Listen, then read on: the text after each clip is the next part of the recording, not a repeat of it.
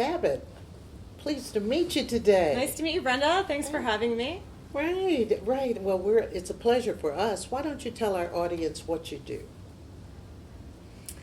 We like to think of ourselves as mobility experts, and we just recently moved to Detroit from New York City. 5 months ago, we took part in Techstars Mobility as the first inaugural class, and we really developed a business based on a greater need and opportunity that we uncovered as a result of living in Detroit, and that is looking at how people move and get around in a city that doesn't have mass public transportation. Right. So how do you mobilize the efforts of individuals who are unable to have access to the city through public measures and be able to provide an alternative? And what we understand is that the only way to solve for that is through technology and innovation. And so that's what our platform Split is designed to do, to reinvent the commute and to bring people together. Oh, wow.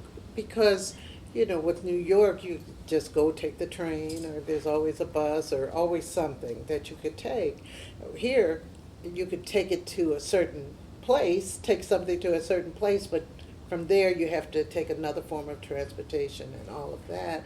And you're going to hopefully get us moving around a lot more efficiently, right? Exactly. We feel that if we can do this in Detroit, we can do it anywhere. Anywhere. Because there's this cultural inertia and love for individual cars that if we can break through that barrier and convince people to leave their car at home or to even sell their car, then we'll be able to recreate this model in other parts of the world. People love their cars here. They really do. What do you think of the symposium so far? The symposium has been great.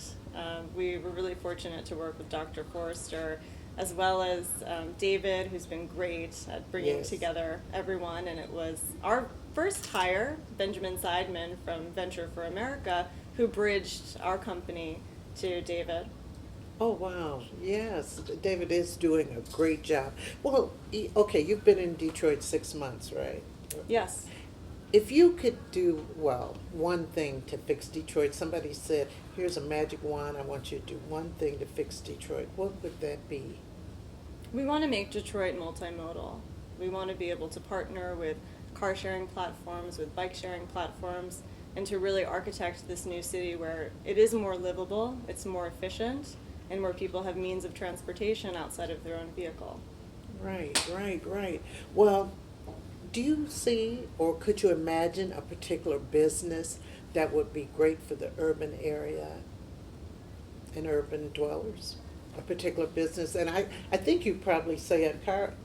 It's called Split. Right. We're doing it. I already knew what you were going to say, because it would improve an aspect of urban life. It would. People would be healthier. They'd be walking more.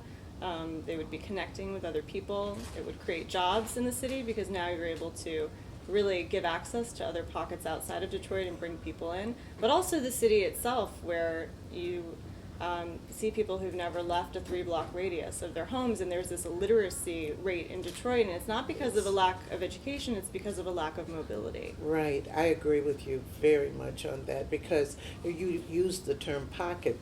I was thinking pockets, because people are living in these pockets, and that's what they know. Right, and that's where Uber and Lyft, they're not addressing those needs and servicing those communities, Right. and through our involvement in meeting with people who are well-versed on access and individuals who have less access, we've been fortunate to have those discussions.